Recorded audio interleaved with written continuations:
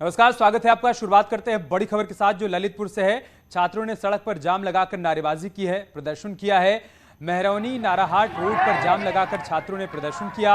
College प्रबंधन और शिक्षकों से नाराज हैं छात्र। मेहरौनी के शांति निकेतन इंटर कॉलेज के छात्र बताए जा रहे हैं।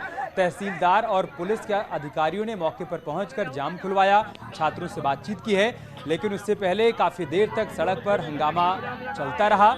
इन छात्रों के भीतर नाराजगी है कॉलेज प्रबंधन को लेकर और साथ ही साथ शिक्षकों के प्रति भी नाराजगी है।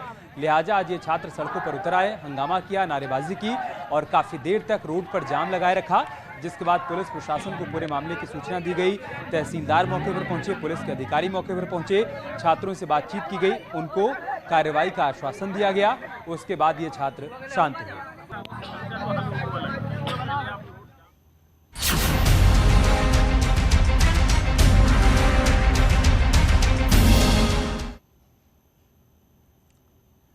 अमरोहा में एक महिला सिपाही को सोशल मीडिया पर रील बनाने का जुनून चढ़ा हुआ है। ड्यूटी पर तैनात महिला सिपाही फिल्मी डायलॉग और गानों पर रील बनाकर सोशल मीडिया पर अपलोड करती है। कांस्टेबल महिला अमरा कोतवाली में तैनात है। ऑफिस में बैठकर सरकारी कामकाज के बीच महिला सिपाही सोशल मीडिया पर रील बनाकर वर्दी की मर्यादा को भूल गई है। हालांकि ड्यूटी के दौरान इस तरह के वीडियो अपलोड करने पर अधिकारियों ने अभी कोई कार्रवाई की नहीं है। फिलहाल सोशल मीडिया पर इस कांस्टेबल की तस्वीरें वायरल फिर इंसान क्या चीज है? अरे क्यों मर जाऊं मैं तेरे दो पल के प्यार में? जब तक मैं घर ना पहुंचूं मेरी माँ खाना तक नहीं खाती।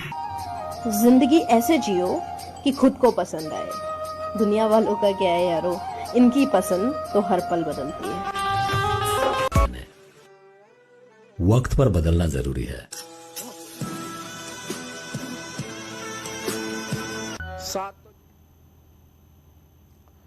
और अब रुक करते मथुरा का, जहां पर अवैध अतिक्रमण हटाने आई नगर निगम की टीम ने व्यापारियों से भिड़ंत हो गई। ये पूरा मामला वृंदावन का है, जहां पर बांके बिहारी मंदिर के आसपास के इलाके से अतिक्रमण हटाने का अभियान शुरू किया गया था, जिसके बाद स्थानीय व्यापारियों ने अभियान का विरोध किया और इस दौरान मारपीट भी होने लगी। वहीं व्यापारियों ने पूरा बाजार बंद करवाकर कार्रवाई का विरोध किया है। तो बीते कई दिनों से यहां पर अतिक्रमण के खिलाफ कार्रवाई चल रही है। आज एक बार फिर से प्रशासनिक टीम मौके पर पहुंची अतिक्रमण हटाने के लिए। इस दौरान तमाम व्यापारी यहां पर इकट्ठा हो गए, इस कार्रवाई का विरोध करने लगे, हंगामा भी हुआ और हाथापाई की खबर भी सामने आई।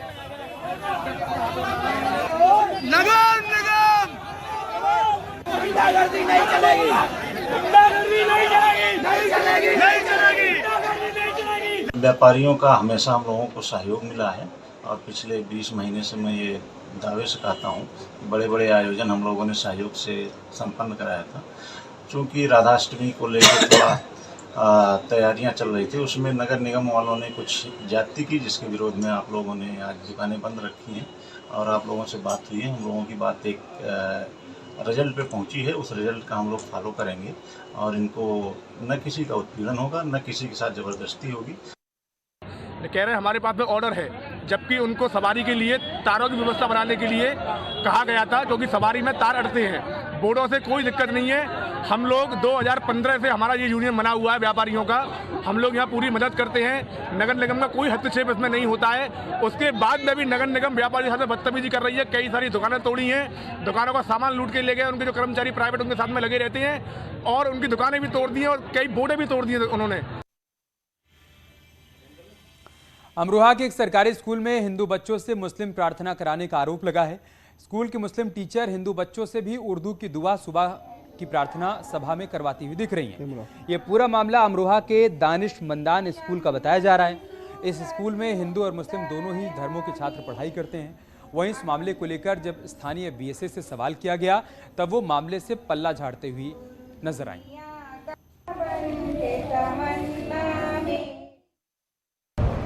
रूटीन कोई नहीं है। प्रार्थनाएं जो है अध्यापक मतलब इस टाइप का रूटीन है। सुबह जब बच्चे आते हैं सबसे पहले प्रार्थना करते हैं। तो प्रार्थना कोई अध्यापक जो है वो कई प्रार्थनाओं को उन्होंने सम्मिलित कर रखा है। कुछ ऐसे स्कूल होंगे जैसे कोई मुस्लिम वाले, जैसे जो मुस्लिम मोहल्ले हैं, तो वहाँ कोई मुस्लिम ऐसी प्रार्थना होती हो? नहीं, ऐसा कोई निर्देश दिया हो? ऐसा कोई निर्देश नहीं है। ईश्वर की प्रार्थना का निर्देश है। तो ये गलत है या सही है? ये लब पे आती है तमन्ना मेरी बन के। मुझे इस विषय में जानकारी नहीं है। जी विभाग से तो यही निर्देश है, प्रार्थना सभा होनी चाहिए, प्रार्थना होनी चाहिए। ठीक। मतलब मुस्लिम या हिंदू बच्चे? नहीं, सब साथ में मिलकर आते हैं। कौन कौन? हिंदू भी मुस्लिम भी साथ ही पढ़ते हैं। अच्छा, तो एक प्रार्थना का क्या शेड्यूल बना रखा है? प्रार्थना कौन सी चलाई जाती है? प्रार्थना यही होती है, लपटे आती है 2। तो कोई वैसे और दूसरे बच्चों से तो आती नहीं है ना। हाँ, खुद ही कराती हैं। इधर पूर्व सांसद हरिनारायण राजभर ने आरोप लगाया है। ओपी राजभर पर उन्होंने गंभीर आरोप लगाए हैं। अब्बास अंसारी को ओपी राजभर ने छिपाया है। मऊ लोकसभा सीट से सांसद रहे हरिनारायण की तरफ से गंभीर आरोप लगाया गया है। ओपी राजभर पर हरिनारायण का गंभीर आरोप। उन्होंने कहा है कि अब्बास अंसारी को ओम प्रकाश राजभर ने ही छिपा रखा है। बड़ी खबर हम आपको बता रहे हैं, पूर्व सांसद हैं हरिनारायण राजभर, उनकी तरफ से गंभीर आरोप लगाया है ओम प्रकाश राजभर पर। दरअसल अब्बास अंसारी जो कि मऊ लोकसभा सीट से पूर्व सांसद रहे हरिनारायण, उनकी तरफ से आरोप लगाया गया है कि ओपी राजभर ने ही अब्बास अंसारी को छिपा रखा है। लंबे समय से फरार चल रहा है, उसकी लगातार दबिश देकर तलाशी भी की जा रही है, उसके बावजूद अभी तक उसके बारे में कोई सुराग मिल नहीं पाया है। इन सब के बीच ये गंभीर आरोप लगाया गया है हरिनारायण की तरफ से, जो कि पूर्व सांसद हैं। उन्होंने कहा है कि ओपी राजभर ने ही अब्बास अंसारी को छिपा रखा है।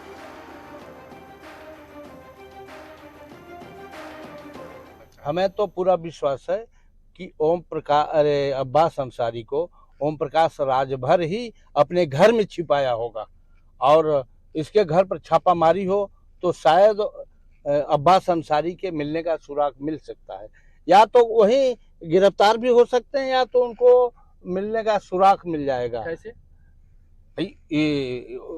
उनका वही संरक्षक है, ओम प्रकाश राजभर ही संरक्षक है, वही संचालन करता है, वो सारी गतिविधियों का वही संचालन करता है। अब उसके ही कहने पर मुख्तार अंसारी और अब्बास जो है काम करते हैं, क्योंकि ये आपराधिक ताना बाना जो है उन लोगों का ओम प्रकाश राजभर ही बनाता है।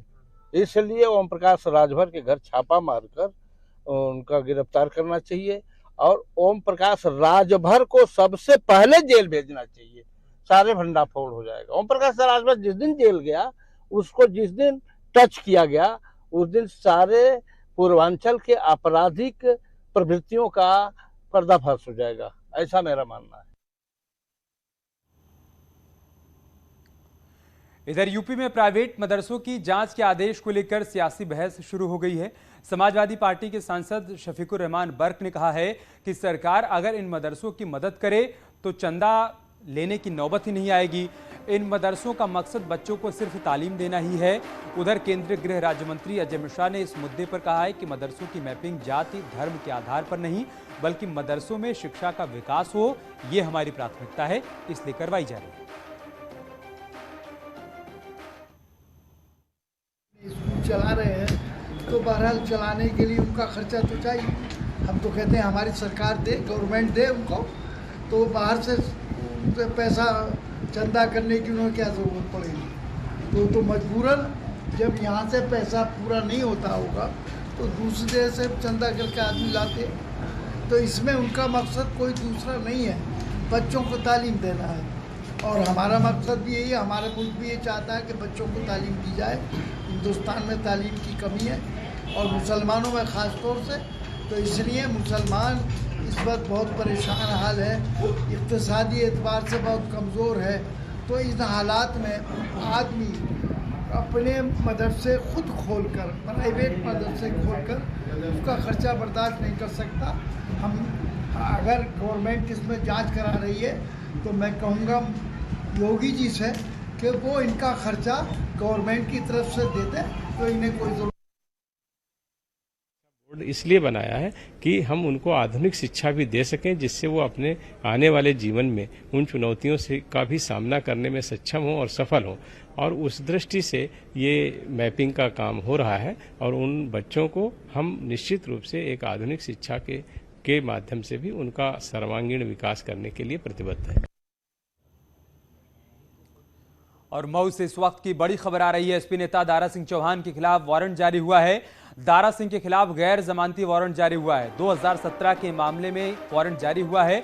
यूपी सरकार में मंत्री भी रहे दारा सिंह चौहान। 2022 विधानसभा चुनाव से पहले बीजेपी छोड़कर समाजवादी पार्टी में चले गए थे और अब उनको लेकर ये बड़ी जानकारी सामने आ रही है कि उनके खिलाफ वारंट जारी किया गया है।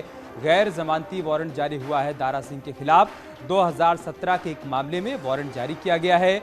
यहाँ आपको ये भी बता दें कि 2017 से 2022 तक जब वो बीजेपी में रहे, वो यूपी सरकार में मंत्री भी रहे, लेकिन 2022 विधानसभा चुनाव से ठीक पहले स्वामी प्रसाद मौर्य के बीजेपी छोड़ने के बाद दारा सिंह चौहान ने भी बीजेपी छोड़ दी थी। वो समाजवादी पार्टी में चले गए थे और अब उनको लेकर ये बड़ी जानकारी सामने आ रही है कि उनके खिलाफ गैर जमानती वारंट जारी हुआ है।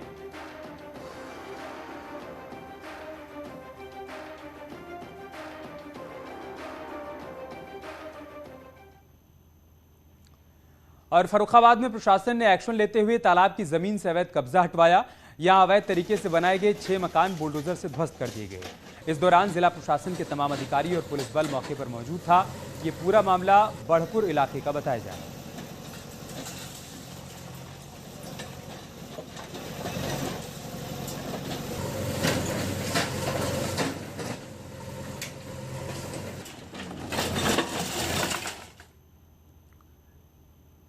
और एक बड़ी खबर मऊ से आ रही। आरटीआई कार्यकर्ता को धमकी मिली है। अब्बास अंसारी के प्रतिनिधि पर आरोप लगा है।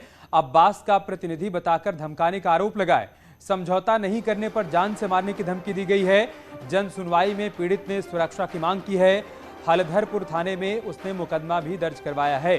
बड़ी खबर हम आपको बता रहे मऊ से, जहां पर आरटीआई कार्यकर्ता को धमकी मिली है और धमकी देने का आरोप लगा है अब्बास अंसारी के प्रतिनिधि पर। अब्बास अंसारी जो कि फरार है, उसके प्रतिनिधि पर आरटीआई कार्यकर्ता को धमकाने का आरोप लगा है और समझौता नहीं करने पर जान से मारने की धमकी दी गई है। जन सुनवाई में पीड़ित ने सुरक्षा की मांग की और हलधरपुर थाने में मुकदमा भी दर्ज करवाया।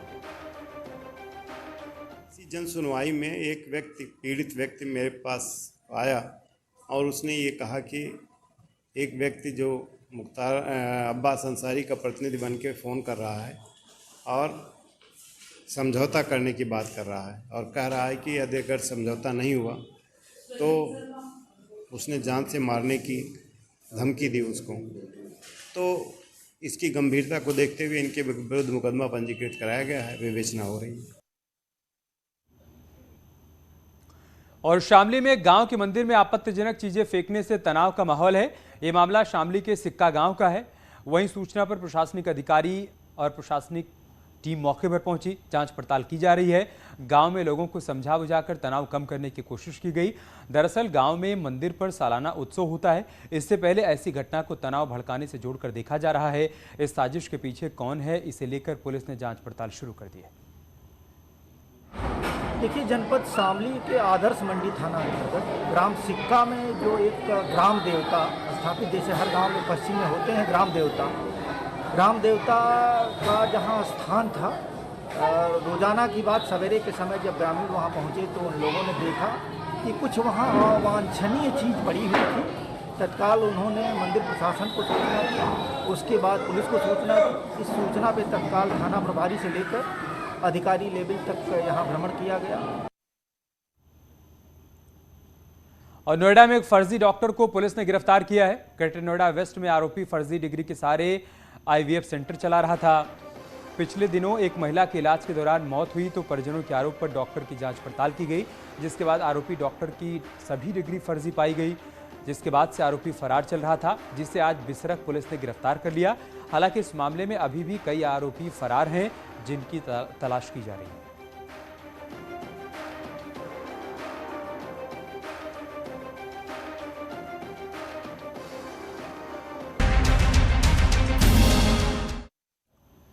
समाजवादी पार्टी का एक डेलीगेशन श्रीकांत त्यागी के परिवार से मुलाकात करने के लिए पहुंचा। नोएडा की ओमैक सोसाइटी स्थित त्यागी के घर एसपी का 9 सदस्यों का प्रतिनिधिमंडल पहुंचा मुलाकात करने के लिए। और इस दौरान समाजवादी पार्टी के डेलीगेशन ने अभद्रता के आरोपी श्रीकांत त्यागी के परिवार से बातचीत की। मुलाकात के बाद प्रतिनिधिमंडल के सदस्यों ने कहा कि त्यागी पर गलत धाराओं में केस दर्ज किया गया है। साथ ही उन्होंने परिवार के उत्पीड़न का भी आरोप लगाया। वहीं इस मामले को लेकर समाजवादी पार्टी में गुटबाजी भी दिखाई दे रही है। इस मुलाकात के विरोध में नोएडा के महानगर उपाध्यक्ष ने पार्टी से इस्तीफा दे दिया, तो वहीं महानगर अध्यक्ष ने अखिलेश यादव को पत्र लिखकर इस मुलाकात पर सवाल उठाए।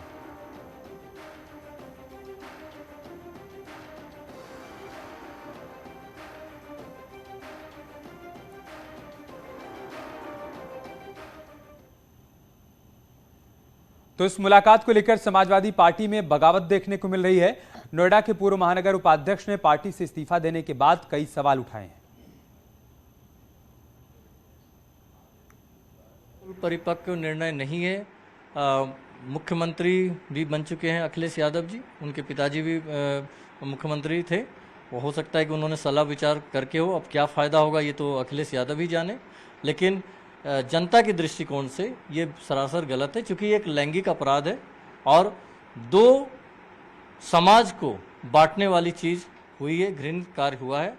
इससे हर किसी को बचना चाहिए, परहेज करना चाहिए। दूसरी बात ये है कि ये महिला की समस्याएं हैं। आप ये बताइए, महिलाओं की समस्या दूर करने के लिए उस जो प्रतिनिधि मंडल, क्या एक कोई महिला है? क्या समाजवादी पार्टी में कोई महिला नहीं थी? क्या डिम्पल यादव इस चीज़ में नहीं पहल कर सकती थी?